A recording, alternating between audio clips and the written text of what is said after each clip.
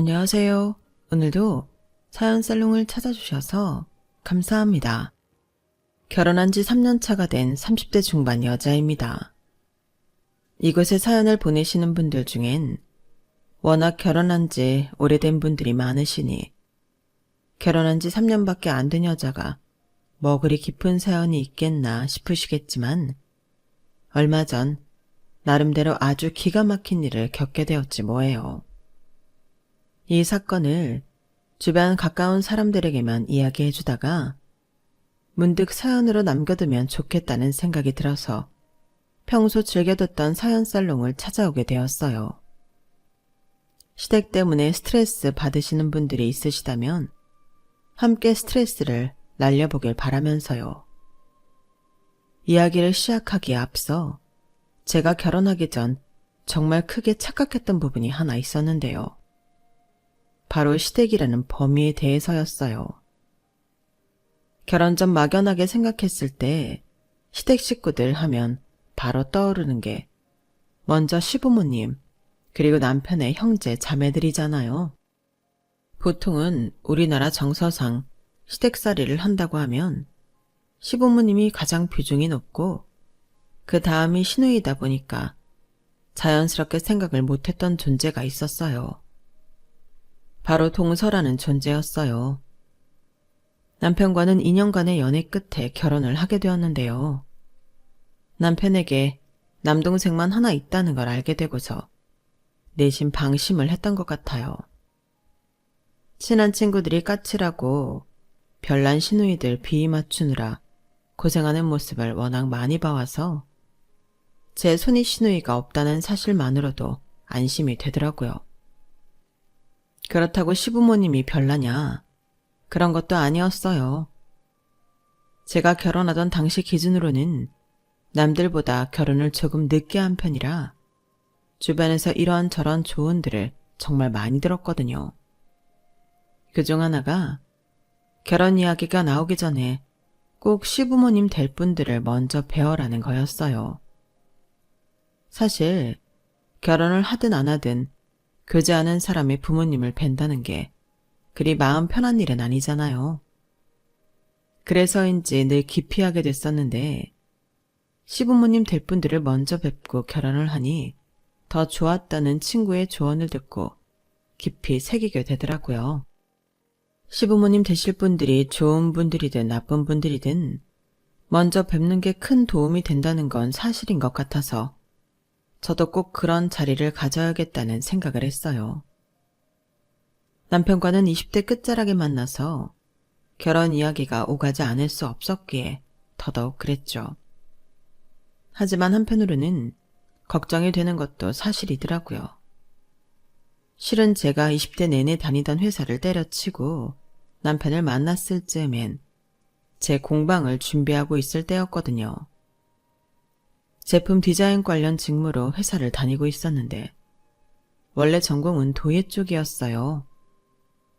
현실과 적당히 타협하고 디자이너라는 직무를 선택하고 커리어도 제법 괜찮게 쌓았지만 직장생활 자체가 잘 맞는 편도 아니었고 일에 흥미도 잃어가면서부터 자꾸 잊고 있던 꿈이 생각나더라고요.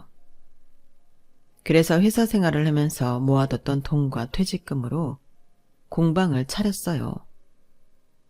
그때는 오래 만나고 있던 애인과도 헤어진 상태라 정말 제 삶을 전환할 무언가가 필요했거든요. 그래서 차마 못 이루고 있던 꿈이라도 이뤄보고 싶었어요.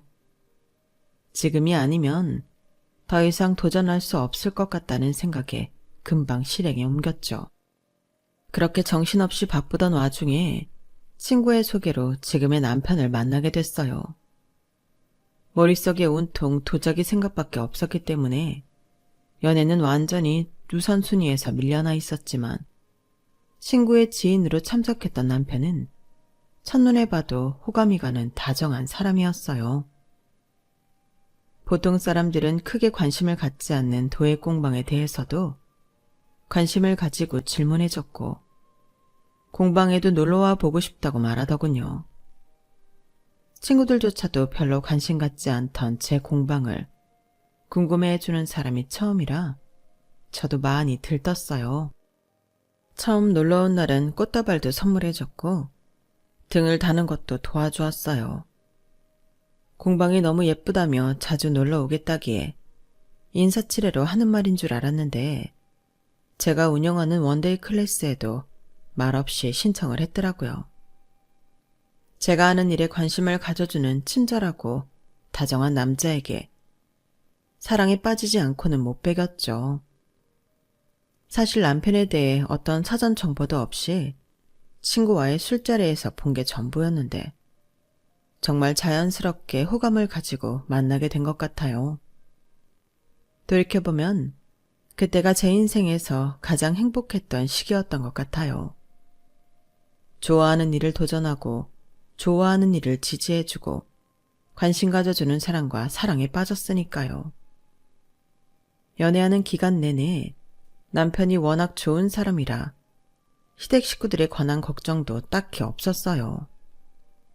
딱 봐도 가족끼리 너무 화목해 보였고 하나뿐이라던 남동생과도 몇 번 식사를 했거든요. 그래도 친구들의 조언을 잊지 않고 연애한 지 1년이 넘었을 때는 남편의 부모님과 식사하는 자리를 한번 가졌어요.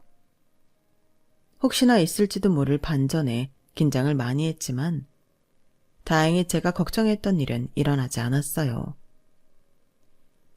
어쩜 이렇게 예의도 바르고 참한 처녀가 우리 아들이랑 만날까? 둘이 정말 잘 어울리네. 보기 좋아. 우리 동욱이랑 오래 만났으면 좋겠네. 감사합니다. 저희 예쁘게 만날게요. 그래. 도자기 공방을 운영한다면서? 내 꿈이 예쁜 예술가 며느리 하나 얻는 거였는데 공방에 한번 놀러 가봐도 되니? 엄마. 무슨 며느리예요. 부담 주지 마요. 왜? 오래 만나서 며느리까지 되면 더 좋지. 안 그러니? 그렇게 말씀해 주시면 저는 너무 감사하죠. 공방에 한번 놀러 오세요.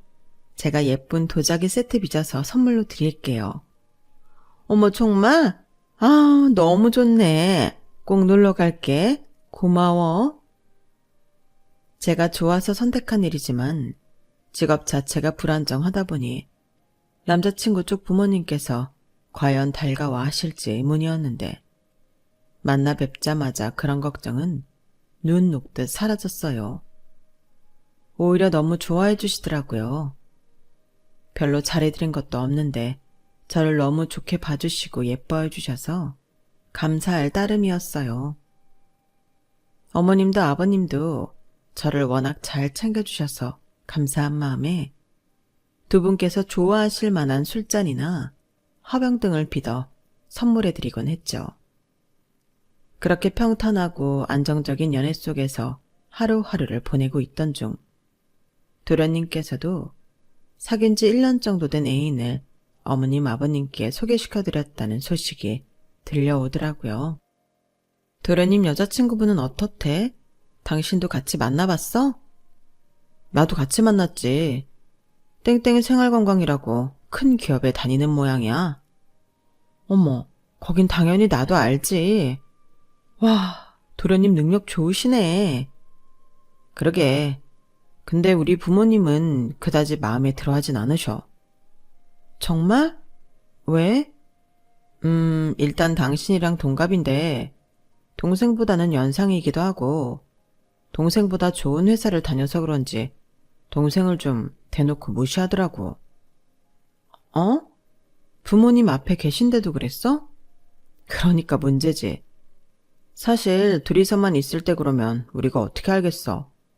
학력도 동생보다 높고 동생을 좀 무식하다고 생각하는 건지 잔소리도 서슴지 않고 하더라고.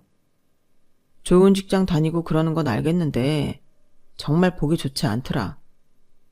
당연하지. 가족 입장에서는 속상하지. 좀 너무하긴 했다. 아무튼 성격도 좀 드세 보이고 해서 가족들은 별거 달가워하진 않아. 당신도 만나보면 알겠지만. 남편한테 처음 이야기를 들었을 때만 해도 심각하게 생각하진 않았어요. 원래 시부모님 연세쯤 되는 어르신들께서는 여자가 남자보다 능력이 좋으면 아들 기가 죽는다며 좋아하지 않으시는 게 흔한 일이었으니까요. 그래서 도련님 여자친구에게 문제가 있다기보단 시부모님께 의외의 면이 있구나 했어요. 많이 열리신 분들이라 생각했는데 옛날 분들이시긴 하구나. 새삼 깨달은 느낌이었다고 해야 할까요? 연애할 때는 동서랑 만날 일도 그럴 걱정도 없다 보니 그때 들은 얘기는 제 머릿속에서 금방 잊혀졌어요. 하지만 도련님이 1년 정도 연애를 끝마치고 되란 결혼하고 싶다는 의사를 밝히면서 남편네 집안이 발칵 뒤집혔죠. 이게 무슨 소리야? 너 아직 30도 안 됐는데 무슨 결혼이야 결혼은? 남자들은 요새 더 늦게 간다던데. 엄마, 지금이야 그렇지만 지금부터 준비해서 내년에 결혼하면 30이에요. 저야 안 급하다고 해도 누나는 30대가 훌쩍 넘어서 하루라도 빨리 결혼하면 더 좋을 상황이라고요. 누나가 많이 불안해해서 결혼을 서두르는 게 좋을 것 같아요. 무슨 말 같지도 않은 소리야. 연애한 지 1년도 안 된 것들이 결혼은 무슨 결혼. 며느리 되래가 우리 마음에나 들으면 모를까. 아직은 너무 빠르다. 좀 더 만나보고 결정해도 늦지 않아. 엄마, 그냥 허락 좀 해주세요. 직장도 좋고 학력도 좋은데 뭐가 문제예요? 결혼은 그런 조건이 전부가 아니다. 사람이 됨됨이가 되어야지. 그 애는 너무 오만하고 자기밖에 모르는 애야. 네가 사람 볼 줄을 알아야 말이지. 좀 더 겸손하고 예의를 갖춘 아이를 만날 수는 없는 거냐? 형 연애는 지지해 주셨잖아요. 왜 저만 반대하시는 건데요? 그 애랑 같니? 말이 나와서 하는 말인데 둘이 나이도 같은데 왜 그 애 쪽만 결혼을 그리 급하게 서두르느냔 말이야. 결혼도 순서가 있는 거지. 니네 형이 결혼하기 전엔 절대 안 돼. 어머님 아버님께서 아무리 반대해도 도련님이 듣지 않자 급기야는 저희 핑계까지 대면서 도련님의 결혼을 막아보려 하신 모양이었어요. 저희 커플이 결혼을 하기 전까지는 절대 먼저 결혼하면 안 된다는 게 조건이었어요. 도련님도 은연중에 일리는 있다고 생각한 모양인지 거기서 더 이상 아무 말을 못 하셨나 봐요. 남편에게 그 소식을 전해 듣고 얼마 안 있은 후에 도련님께서 저희에게 상담 요청을 하더라고요. 혹시 형수님은 저희 형이랑 언제쯤 결혼하실 생각이세요? 저는 그저 시부모님을 어떻게 설득할지 고민하는 내용인 줄 알았는데 만나자마자 저런 질문을 해서 당황스럽더군요. 솔직히 그때만 해도 저는 남편과 당장 결혼할 생각은 없었어요. 제 일을 하느라 바빠서 32살이라는 나이였지만 시간이 가는 줄도 몰랐고 체감상 그렇게 급하다는 생각이 들지 않았어요. 무언가를 시도하고 실패하고 또다시 도전하는 굴레의 연속이어서 결혼은 생각도 못하고 있었어요. 제 개인적인 욕심이긴 했지만 무리해서 공방을 차린 만큼 저희 가족에게도 주변에 제 꿈을 지지해준 사람들에게도 제 힘으로 무언가를 성취해내고 이 업계에서 제대로 자리 잡는 모습을 보여주고 나서 결혼하고 싶었거든요. 남편 역시 언젠가 결혼을 한다면 저와 하고 싶다고 이야기하긴 했지만 급할 거 없다는 입장이었고 제가 마음의 준비가 될 때까지 기다려주겠다고 약속해 놓은 상태였어요. 그래서 시동생의 질문을 듣고는 둘 다 벙찔 수밖에 없었죠. 우리는 1, 2년 정도 더 만나고 결혼할까 했는데 왜 그래? 보다 못한 남편이 먼저 말문을 텄어요. 대답을 들은 시동생은 예상치 못한 답변이었는지 사색이 되더군요. 만난 지 꽤 됐고 형은 나이도 있으면서 뭐하러? 슬슬 결혼해도 되지 않아? 그건 우리가 정하는 거지 임마. 그런 건 갑자기 왜 물어? 엄마가 우리 먼저 결혼해야 된다고 해서 그래? 그런 거 신경 쓰지 말고 정 결혼하고 싶으면 먼저 해. 우린 그런 거 상관 안 하니까. 그래요. 먼저 결혼하고 싶으면 먼저 하세요. 저흰 괜찮아요. 형도 봤잖아. 엄마 아빠 서슬 펄해져서 형 장가가기 전까진 절대 안 된다고 하는 거. 형수님이 못 보셔서 그래요. 어차피 결혼하실 생각이시면 1, 2년 빨리 한다고 달라지는 것도 없잖아요. 오히려 돈도 빨리 모을 수 있고 좋으실 거예요. 다시 생각해 주시면 안 돼요? 도련님이 너무 애걸복걸 매달리시니 참 난처하더라고요. 결혼 날짜를 땡기는 거야 생각지 못한 일이긴 해도 크게 어려운 일은 아니었지만 저희도 저희만의 속도가 있는데 그런 부분에 대한 존중이나 배려는 전혀 없이 본인 속도에만 맞춰달라고 하니 난처했어요. 야, 이게 그렇게 떼쓴다고 될 일이야? 우리도 다시 이야기를 해봐야 하는 일이고 재수씨도 이 사람이랑 동갑이라며? 그렇게 급할 것도 없는 것 같은데 왜 이리 재촉이야? 너야말로 더 만나보고 결혼해도 되잖아. 니네 입장만 주장하기엔 우리도 할 말이 있는데. 사실 나도 그렇게 생각을 하긴 하는데 누나 쪽에서 너무 불안해하는데 어떡해. 당장 결혼 준비해도 1년이 걸리는데 확신을 주지 못하면 헤어지겠다잖아. 야, 그렇게 결혼할 사람이 필요해서 너랑 만나는 거면 너도 필요 없다고 해. 나는 누나가 필요 없지 않은데 어떡해. 나도 결혼하고 싶단 말이야. 그렇게 하고 싶으면 우리 상관없이 결혼을 하면 되잖아. 그렇게 막무가내로 결혼하면 우리 엄마 아빠가 시댁살이 엄청 시킬 거라고. 자긴 그럼 결혼 안 하겠다고 하는데 어떡해. 하참, 우리 결혼에 왜 그리 집착을 하나 했더니만 너 지금 재수씨 때문에 이러는 거구나? 남편은 뭐 이런 경우가 다 있냐며 노발대발했지만 전 그때만 해도 동서 입장을 같은 여자로서 대충 이해하기는 했어요. 저 나름대로는 아직 사람을 만나보기 전이라 최대한 좋게 생각하려고 노력을 했던 걸지도 모르겠네요. 안 그래도 본인을 탐탁치 않게 생각하는 시댁인데 시부모 뜻을 거스르고 먼저 결혼을 했다간 시댁살이를 2배로 당할지도 모른다는 걱정이 드는 것도 당연했죠. 그렇다고 결혼을 늦추기엔 저희가 언제 결혼할지 모르는데 아무런 대책 없이 무한정 저희만 기다리시며 결혼 시기를 늦추는 것도 불안했을 거라고 생각했어요. 그때 제 나이가 32이었으니 당시 그렇게 결혼하기 어린 나이는 아니었거든요. 저도 어느 정도 경제적 기반을 갖추고 있었더라면 진작 결혼을 생각하고도 남았을 나이였죠. 다만 저는 인생에서 너무 새로운 도전들을 하고 있었기에 염두에 두지 못했을 뿐이었죠. 그때서야 저도 제 미래에 대해 다시 생각해보게 되더군요. 제가 생각하는 성공에 가까워지기까지 얼마나 많은 시간이 남았는지도 모르는 일인데 이렇게 막연하게 결혼을 계속 미루고 있어도 되는 건가 싶더라고요.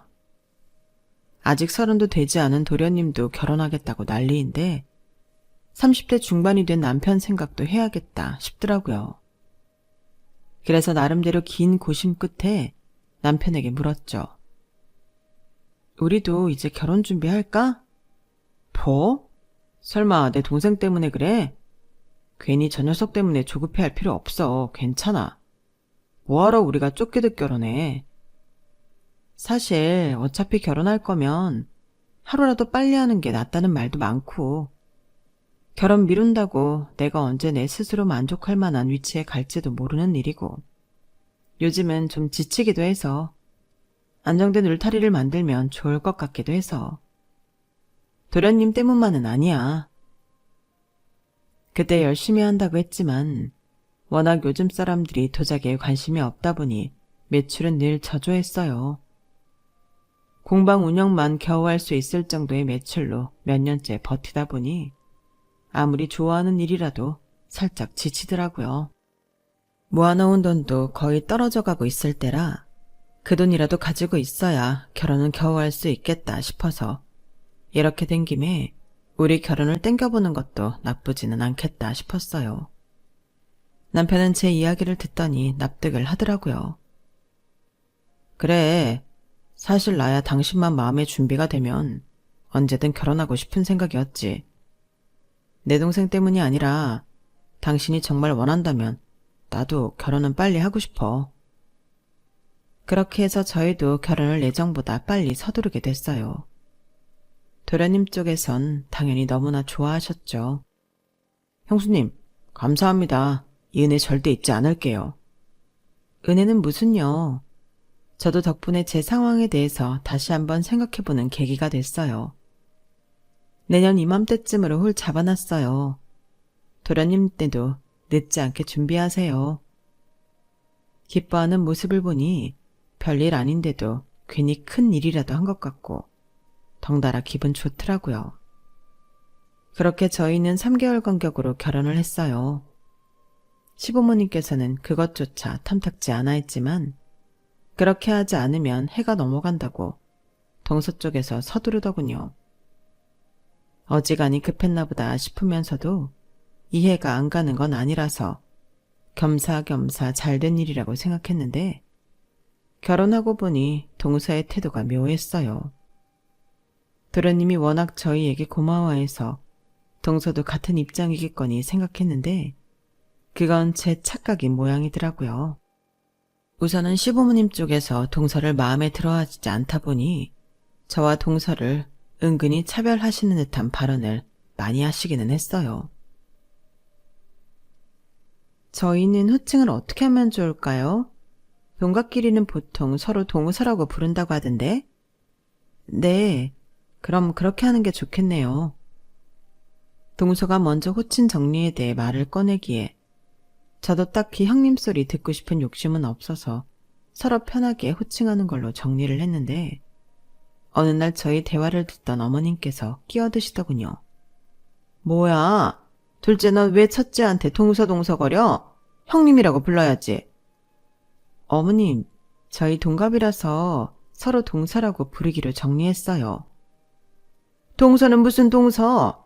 아무리 동갑이라도 먼저 결혼했고 어엿한 남편의 형 부인인데 형님이라 존칭을 해야지. 네?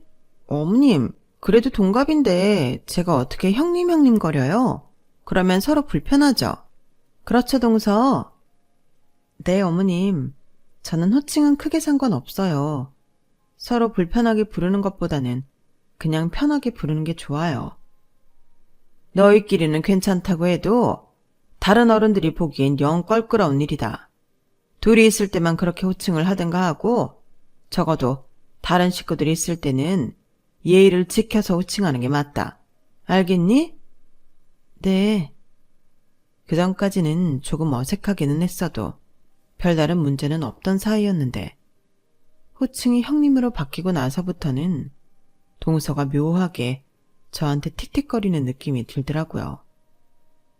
아무래도 그 일 때문인 것 같아서 저도 신경이 쓰이고 불편해서 어머님께 따로 부탁도 드려봤어요.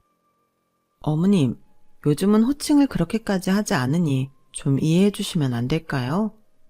동서가 저를 형님으로 부르는 걸 많이 어색해하는 것 같아서요.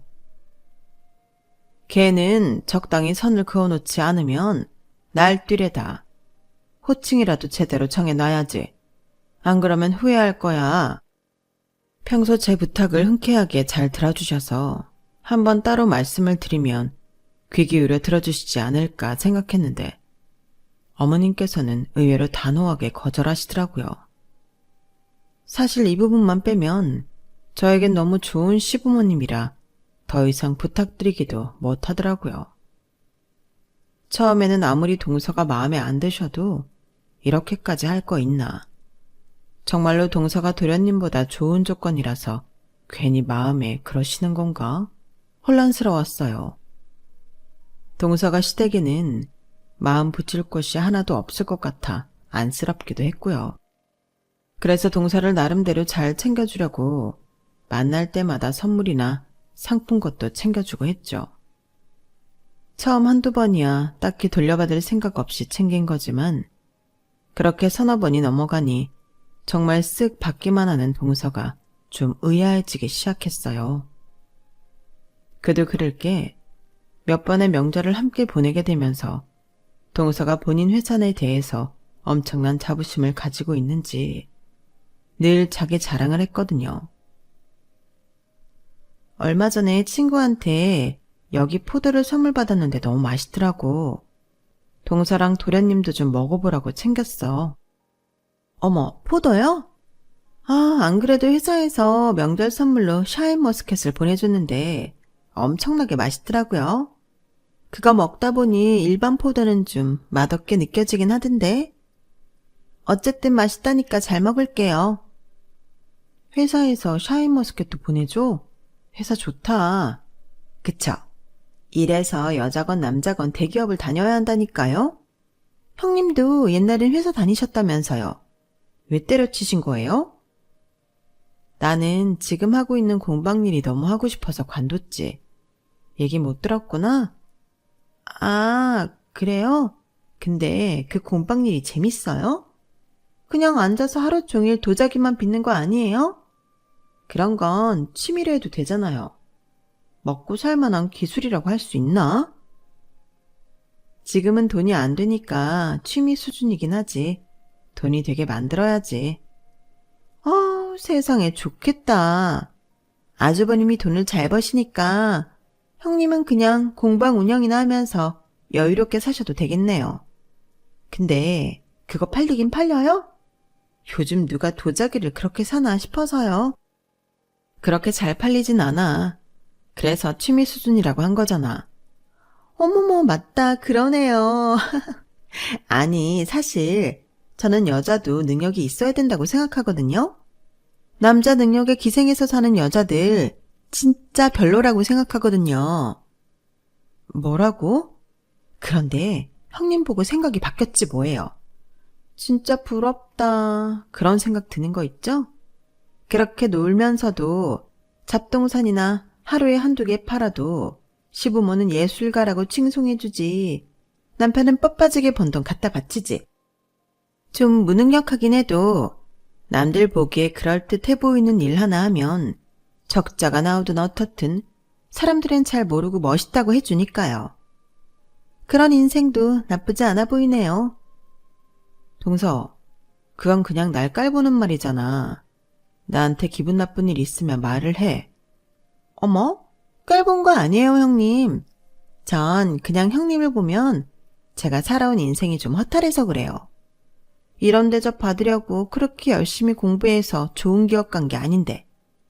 이런 조건으로 저보다 조건 안 좋은 남자한테 시집 오면 시댁에서 좀 떠받들어 줄 줄 알았더니 웬 잡상인 같은 일이나 하고 있는 형님을 더 대접해주고 있으니까 제 입장에서는 좀 화가 나서 그래요. 동서는 말하기 전에 생각이란 걸 안 해? 어머님이 왜 그렇게 대하는지 잘 생각을 해봐. 조건이고 뭐고 말을 그런 식으로 하는데 누가 동서를 이뻐하겠어. 아니 형님, 형님이 저처럼 살아보지 않았는데 어떻게 제 마음을 아시겠어요? 나보다 조건도 낮은 남자, 그래도 나이가 어리니까 눈 감고 결혼하기로 했는데 그마저도 예쁜 나이에 결혼하고 싶었는데 누구 때문에 날짜도 밀리고 제가 억울해서 살겠냐고요. 동서는 그야말로 나사가 한번 풀리면 최소한의 선도 없이 하고 싶은 말을 다 하는 성격이었어요. 남편이 처음 동서를 보고 온 날 얼버무리듯 자세히 말하지 않았던 동서의 평가가 어떤 것이었는지 그제야 알겠더라고요. 사람을 대놓고 무시한다거나 드세 보인다는 성격이 바로 이럴 때 나타나는 거였어요. 그전까지는 별로 느낄 새가 없다가 본인이 화가 나고 부당하다고 생각하니 이렇게 거침없이 본성이 튀어나오더라고요. 제가 봐왔던 시부모님은 두 분 다 굳이 아들보다 조건이 좋은 며느리를 질투하실 성품이 아니셨는데 그동안 이해되지 않던 것들이 이해되기 시작했어요. 아무튼 그날은 저도 정말 당황스럽고 화가 나서 동서와 대판 싸웠어요. 그렇게까지 제가 하는 일에 대해 비난하고 깔보는데 제가 굳이 참을 이유는 없더라고요. 그렇게 크게 싸운 후에는 필요 이상의 말은 섞지 않았어요. 다른 것도 아니고 제가 사랑하는 일에 대해 그렇게 모욕적인 말을 들으니 참을 수 없더라고요. 그래서 그때부터는 제 일에 더욱 매진했죠. 단순히 도자기를 빚고 굽는 것만이 아니라 어떻게 하면 요즘 사람들도 관심을 가질 만한 걸 할 수 있을까 하는 생각이요. 그래서 원래 제가 만들던 정통 도자기보다는 좀 더 작은 도자기를 만드는 데 집중했어요. 도예를 일상생활에 접목하기 위해 보다 현대적인 디자인을 추가해 화장품 공병 세트를 만들었어요. 동양풍의 디자인에 현대적인 물품의 결합이 더해져서인지 시간이 지나니 조금씩 반응이 오더라고요. 구매하고 당장 쓸 수 있을 정도로 실용적인 것들이다 보니 예전보다 판매량도 훨씬 늘었어요. 그렇게 아름아름 도자기를 좋아하시는 분들 사이에서 제 브랜드를 알아봐 주시는 분들이 조금씩 생겼어요. 그러니 어쩌다 한번 열었던 공방 원데이 클래스에도 신청자가 점점 늘더라고요. 미세한 변화였지만 제게는 아주 큰 것이었어서 일을 하는 성취감과 재미가 더 커져만 갔어요. 그러다 보니 단골도 생겼어요. 저희 단골들 중엔 중후한 미를 가지신 한 노부인이 계셨어요. 종종 아드님을 데리고 방문을 하거나 혼자 원데이 클래스를 신청하셔서 그릇 등을 만들어 가셨어요. 워낙 품위 있고 다정하신 분이라 저도 꽤 좋아하던 분이었어요. 그런데 어느 날 갑자기 그분께서 찾아오셔서는 저한테 긴히 하실 말씀이 있다고 하시더라고요. 사실은 내가 화장품 사업을 좀 하고 있어서 우리 선생님 도움을 좀 받고 싶은데 그래도 될까? 어머, 정말요? 어떤 거예요? 저의 영광이죠. 이번에 우리가 향수를 출시할 예정인데 향수병을 좀 부탁할까 해서 3가지 향을 출시할 예정인데 이 향수의 컨셉이 동양의 꽃에서 영감을 얻은 시리즈라서 딱 봐도 패키지에서 동양풍 느낌이 났으면 하는데 한정판 향수로 도자기병에 출시를 했으면 해서. 어머, 정말요? 너무 재밌을 것 같은데요? 그래? 그러면 우리 직원한테 컨택하라고 할 테니까 기획안 확인해보고 연락 줄래요? 저야 그런 기회를 주시면 너무 감사하죠. 네, 그럴게요. 사업가이신 줄은 미처 상상도 못했는데 덕분에 재미있는 기회를 얻게 됐어요. 기획안을 보니 정말 제 취향이더라고요. 제가 잘할 수 있고 자신 있는 컨셉이었기에 망설이지 않고 뛰어들게 됐죠. 남편도 제가 새로운 프로젝트를 맡게 되니 브랜드 이름을 더 알릴 수 있겠다고 기뻐하더라고요. 그렇게 새로운 기회를 향해 한 발걸음 내딛고 있느라 시댁일은 까맣게 잊고 있을 때쯤 어머님께서 연락이 왔어요. 첫째야, 잘 지내지? 요즘 일하느라 많이 바쁘다면서. 네, 어머님. 한번 찾아뵈어야 하는데 정신이 없었네요. 죄송해요. 바쁜 게 좋은 거지 죄송하기는 뭘. 다른 게 아니라 얼마 전에 들었는데 말이다. 둘째랑 크게 싸웠다면서. 아, 정말 그 애 때문에 못 살겠다. 혹시 네가 그것 때문에 마음이 상해 못 오고 있는 걸까봐 문득 걱정이 들었지 뭐니. 어머, 아니에요, 어머님. 그 일로 동서랑 서먹해진 건 맞지만 못 찾아뵌 건 제 불찰이에요. 저희 공방 원데이 클래스 단골 수강생분 중에 사업하시는 분이 계셔서 좋은 기회로 협업을 하게 되었거든요. 일만 잘 마치면 자주 찾아뵐 수 있을 것 같아요. 어머나, 그래? 너무 잘됐다. 드디어 네가 하는 일이 빛을 보려나 봐. 우린 너 믿고 있었잖니. 워낙에 손재주도 좋고 감각도 뛰어나니 잘 해낼 수 있을 거야. 응원해 주셔서 감사해요, 어머님. 일 잘 마무리되면 제가 또 예쁜 도자기 세트 선물해 드릴게요. 아우, 말로만 들어도 고맙네. 그럼 바쁜 일 끝나면 연락 주렴. 네. 어머님과는 그 정도 안부 인사를 주고받고 그 뒤로는 정말 일에만 매달렸어요. 시댁에서도 제 사정을 아니 굳이 저를 찾지는 않으시더라고요. 그 점이 참 감사했어요. 나중에 계약서를 검토하면서 보니 제가 협업하는 회사는 놀랍게도 한국에서 이름만 들으면 다 아는 아주 큰 화장품 회사더군요. 이게 대체 무슨 우연인지 동서가 다니는 회사더라고요. 단골 손님이었던 분께서는 경영진 중 한 분이셨어요. 알게 된 순간부터 손이 벌벌 떨리더라고요. 제가 이런 반응일까봐 처음부터 숨기셨다고 웃으시며 분위기를 풀어주셨어요. 프로젝트가 마무리되고 출시만을 앞두고 있을 쯤이 되자 어느 정도 마음에 여유가 생겼어요. 소상공인 브랜드인 저희 도자기 브랜드와 유명 화장품 기업과 콜라보를 한다는 소문이 퍼지자 문의가 압도적으로 많이 들어왔고 적지만 직원도 몇몇 뽑게 되었죠. 그렇게 일이 한참 잘 풀리고 있던 어느 날 어머님께서 연락도 없이 갑자기 공방에 찾아오셨더라고요. 어머 어머님, 연락도 없이 어쩐 일이세요? 요즘 워낙에 바쁘잖니. 알면서도 한번 들여다보질 못해 미안한 마음이 커서. 직접 만든 도시락인데 챙겨 먹거라. 세상에 뭐 이런 걸 다 주시고 그러세요. 너무 감사해요. 잘 먹을게요. 네 거 사는 김에 둘째 것도 좀 쌌어. 회사가 이 근처지? 전해주고 같이 먹을 수 있으면 같이 먹거라. 네? 동서랑요? 둘이 껄끄러워졌다는 건 알지만 그게 돌이켜보니 다 나 때문인 것 같다는 생각이 들더구나. 내가 둘째한테 잘해줬으면 둘째도 너에게 괜한 앙심을 품지 않았을 텐데. 내가 워낙 너만 예뻐했으니 둘째가 살아온 마음에 그러지 않았을까 싶어서. 어머님 때문 아니에요. 그냥 저희 둘 다 부족한 부분이 있어서 감정 싸움을 하게 된 거죠. 걱정시켜드려서 죄송해요. 어머님께서는 며느리들의 불화의 원인이 본인 때문이라고 생각하시는 것 같았어요. 원인이 전혀 아닌 건 아니지만 비단 그뿐만이었을까요? 애초에 동서의 이해심이나 인품이 거기까지밖에 되지 않았으니 저를 시기하고 못된 말도 서슴지 않고 해서 이렇게 된 것인데 말이에요. 하지만 이렇게 저희를 위해 손수 육첩 도시락까지 만들어서 화해의 시간을 만들어 보려고 하신 어머님의 의도에 정말 순수하게 감동했어요.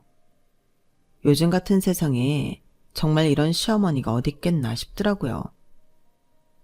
아무리 내가 둘째가 밉대도 그랬으면 안 되는 건데 내가 모자라서 생긴 일이다.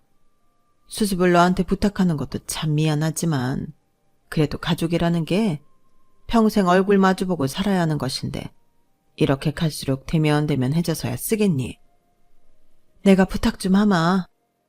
별로 그렇게 내키지는 않았지만 그동안 바쁘다고 시댁일을 소홀히 한 것도 있고 어머님 말씀대로 언제까지고 동서와 척을 지고 산다고 좋을 것도 없다는 생각이 들었어요.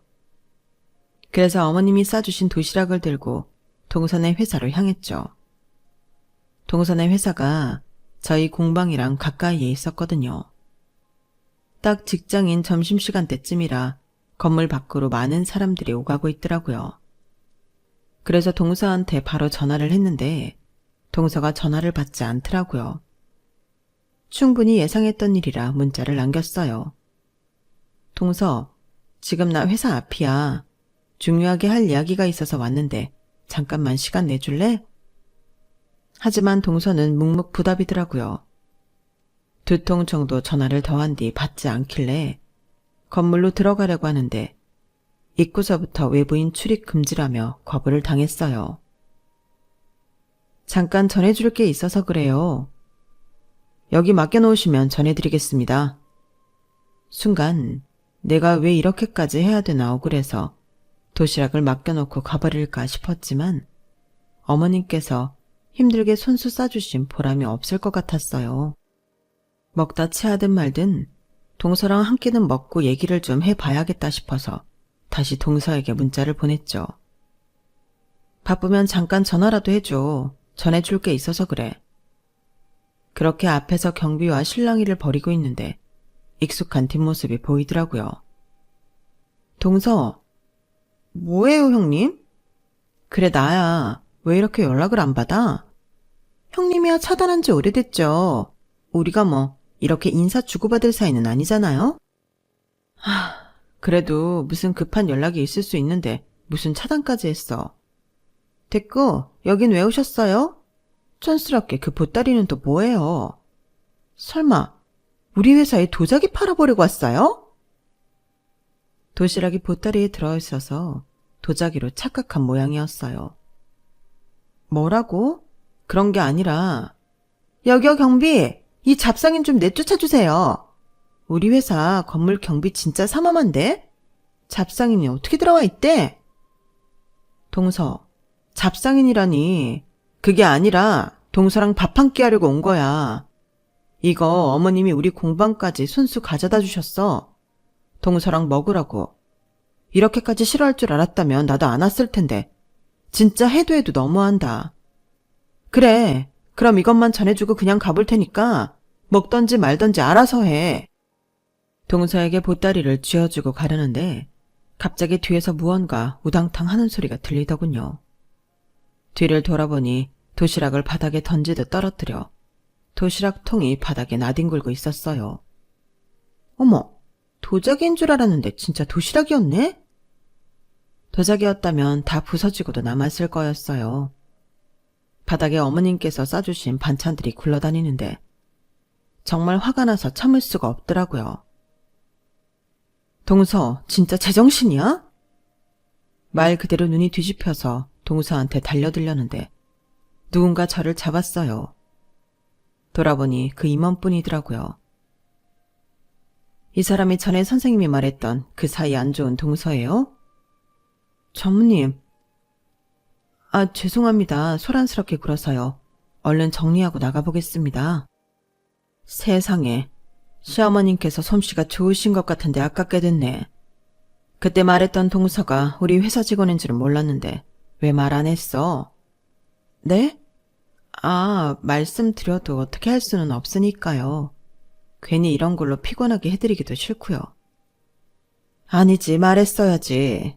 우리 회사는 능력이 첫째로 중요하지만 그에 못지않게 인성도 중요하게 여기는 회사인데 어머님이 싸주신 도시락 같이 먹자고 들고 온 형님을 잡상인 취급하면서 저러는 건 우리 회사 직원으로서 너무 창피한데? 능력이 많이 좋으신가? 뭔가 오해가 있으신 것 같은데 전무님. 그나저나 저희 형님이랑은 어떻게 하시는 사이세요? 몰랐나 보네. 우리 회사 땡땡땡 브랜드랑 협업 중인 도자기 브랜드 대표신데 이렇게 함부로 대해도 되는 사람 아니에요. 뭐라고요? 내가 직접 컨택한 대표님이라 나한테는 기빈인데 막상 회사 직원이 이렇게 대하고 있는 걸 보니 정말 많이 당황스럽네. 능력이 얼마나 좋길래 그런 인성으로도 우리 회사에 붙어있는 건지. 내가 앞으로 지켜볼게요. 잠시만요. 제가 잘못했습니다. 형님, 저 한 번만 살려주세요. 네? 사색이 된 동서가 이성을 잃고 저한테 매달리기 시작하더라고요. 전무님은 못 볼 꼴을 봤다는 듯 제 어깨를 감싸고 회사 앞까지 배웅해 주셨어요. 여기까지 왔는데 아쉽네. 공방으로 갈게요. 감사합니다. 덕분에 처음으로 체면이 서봤네요. 감사하긴 진짜 본인 능력으로 여기까지 올라온 거면서 새삼스럽게. 도움이 됐다니 기분은 좋으네. 제 어깨를 툭툭 두드려주시고는 다시 회사로 들어가셨어요. 몇 개월 뒤 동서가 회사에서 잘렸다는 소리가 들리더라고요. 동서가 추진했던 프로젝트가 적자가 나서 모든 책임을 동서가 쓰게 된 모양이었어요. 힘을 쓰셨는지는 알 수 없는 부분이지만 결국은 회사에서 보였던 모습 때문에 직장 동료들에게도 신뢰가 많이 떨어진 모양이더라고요. 정말 제 할 일을 열심히 했을 뿐인데 이렇게 은인도 만나고 저를 못살게만 굴던 동서도 퇴치하게 되니 기분이 이상하네요. 권선징악을 믿지는 않았는데 이런 걸 보면 정말 그런 게 있긴 한가 봐요. 아무튼 그날 이후로 동서는 업계 평판이 꽤 안 좋았던 모양인지 아직도 번번이 실패하고 백수가 돼서는 제 눈도 못 마주치고 살아요. 저는 동서가 그리 자랑스럽게 여기던 회사와의 협력이 성공적으로 마무리되어 2차 협업 제안받았고요. 이렇게 전세가 역전될 거라고는 상상도 못했는데 정말 세상 일은 살아봐야 아는 거라는 생각이 드네요. 제 사연은 여기까지입니다. 들어주신 모든 분들의 하루하루가 정말 행복하기를 바랍니다. 건강하세요. 여러분, 사연 댓글에 응원과 현명한 조언 부탁드려요. 좋아요와 구독은 저에게 큰 힘이 됩니다. 오늘도 좋은 일 가득하세요.